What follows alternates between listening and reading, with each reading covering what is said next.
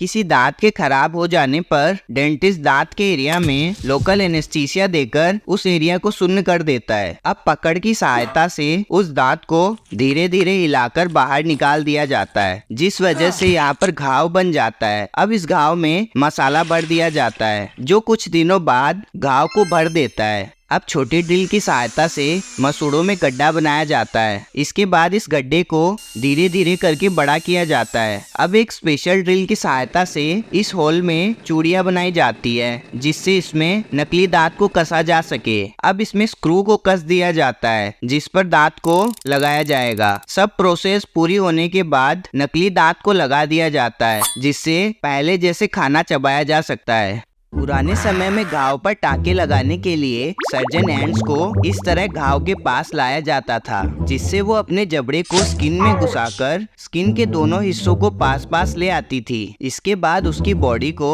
अलग कर दिया जाता था। घाव की साइज के अकॉर्डिंग चींटियों की संख्या को यूज किया जाता था और घाव भर जाने तक ये उसी जगह टाँकों के रूप में रहती थी। आपने बारिश के मौसम में किसी न किसी पर बिजली गिरने की खबर तो सुनी ही होगी। इसका मुख्य कारण है बालों में उपस्थित पॉजिटिव और नेगेटिव चार्ज, जो कि ज़मीन पर उपस्थित किसी दूसरी चीज़ के विपरीत चार्ज से अट्रैक्ट होकर खुद को डिस्चार्ज करना चाहता है, जिसके परिणाम स्वरूप बिजली चमकती है।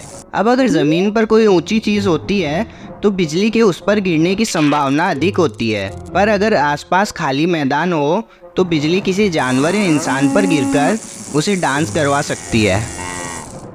जब एक मधुमक्खी उड़कर आपकी स्किन पर बैठती है और अपना डंक स्किन में मारती है, तो डंक की शेप हुक के टाइप की होने की वजह से उसका डंक अंदर तो चला जाता है पर बाहर नहीं निकल पाता, और ज्यादा जोर देने पर डंक के साथ मधुमक्खी की बॉडी का कुछ पार्ट भी शरीर से अलग हो जाता है। इस पार्ट में इसके कुछ मुख्य अंग भी होते हैं, जिसके अलग होने से मधुमक्खी थोड़े समय बाद मर जाती है।